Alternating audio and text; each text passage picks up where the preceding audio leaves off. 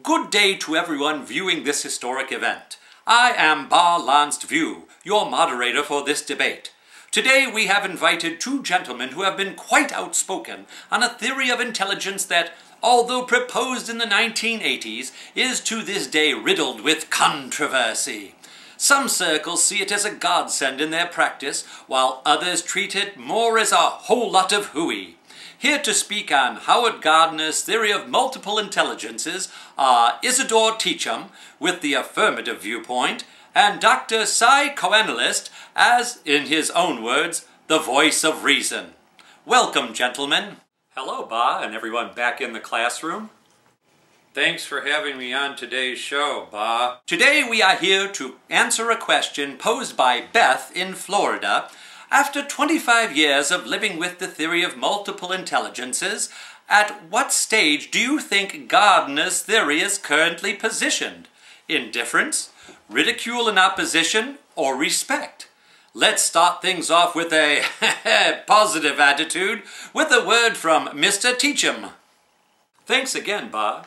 Multiple intelligences theory, or MI as it is widely known, states that instead of just a single intelligence, humans have 8 or possibly more intelligences that work in many cases with each other to allow people to create a product which solves a problem. This theory has been embraced by academia as it allows teachers to deal with students in a more personal way. You see, a student could potentially gain more knowledge by his or her teacher adjusting teaching strategies to that student's area of strength. In fact, according to Cambridge professor Julie Roberts, a teacher from Bristol has successfully used teaching strategies related to Gardner's multiple intelligences, MI, theory to raise her REGCSE, that's Religious Education General Certificate of Secondary Education, results from around 30% to 70%. She had administered an MI questionnaire to her students to help them understand their individual learning preferences. Then she adopted her teaching strategies to accommodate this variety of learning preferences. In each unit of work, she would ensure that activities related to each of the MIs to enable each student to work in their particular areas of strength. Thank you. Asai? Please, Dr. Co-Analyst. Sorry, Dr. Co-Analyst. Your views? You can call it what you want, but there is no empirical evidence that supports this MI theory that my esteemed colleague espouses. Howard himself is afraid to have a test created that would prove his theory because he knows it's just a pipe dream. As another colleague of mine, Dr. Oliver Sacks, has stated, Gardner doesn't prove that all people are intelligent. Rather, he states this as his assumption and redefines the word intelligence such that all people are equally intelligent by virtue of his definition.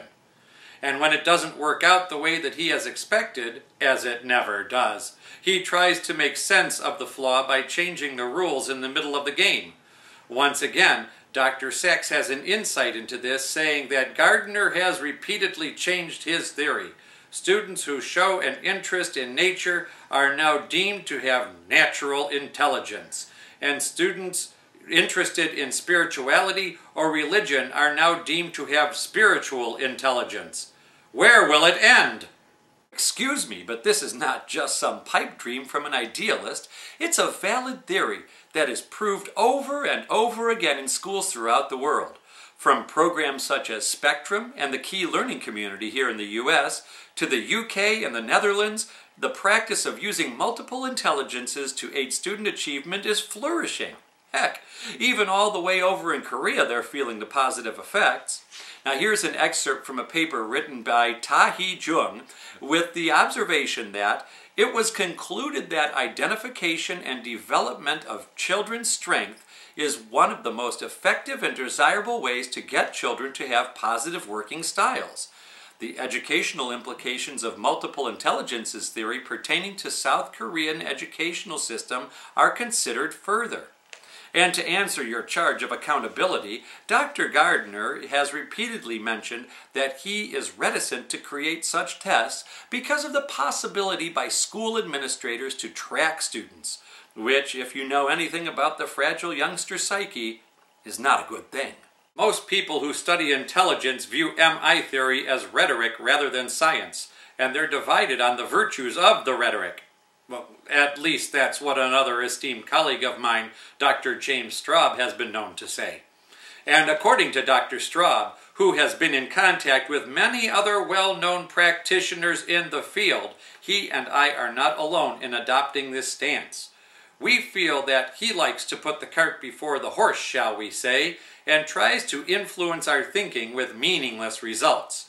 As Dr. Straub reported in the well-known journal, The New Republic, Dr. Stephen Cheche, a developmental psychologist at Cornell, praises Gardner as a wonderful communicator who has publicized a much more egalitarian view of intelligence. But he points out that Gardner's approach of constructing criteria and then running candidate intelligences through them, while suggestive, provides no hard evidence. No test results, for example, that his colleagues could evaluate. The whole community feels that he is trying to hide something. That supposition has already been addressed, so I'm not going to waste our time by repeating it.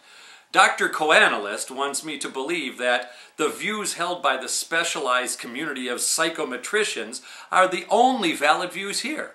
However, as I've already shown, MI theory is working wonders all around the world when it is properly put to use in the education of our youngsters.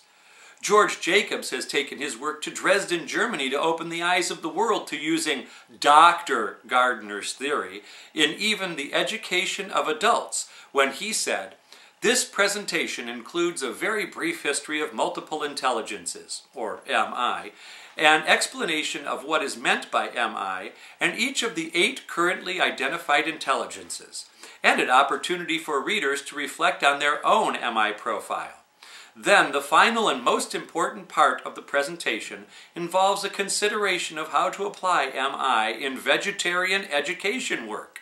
So it isn't hard to see that several specialized areas in the global community can see, and in fact have been able to reap the benefits of this educational tool. So why is it so hard for you to realize this? Well, gentlemen, it seems that is all the time we have for this debate. I believe from the statements that have been made, we can conclude that for certain members of society, Howard Gardner's theory of multiple intelligences is at the stage of ridicule and opposition, while for others it has reached respect. And I think I stand on their side too. Thank you for sending in that wonderful question, Beth, and remember that we are easily reached via the World Wide Web for more exciting topics to debate. Speaking of the web, Mr. Teacham wanted me to offer this website for your consideration.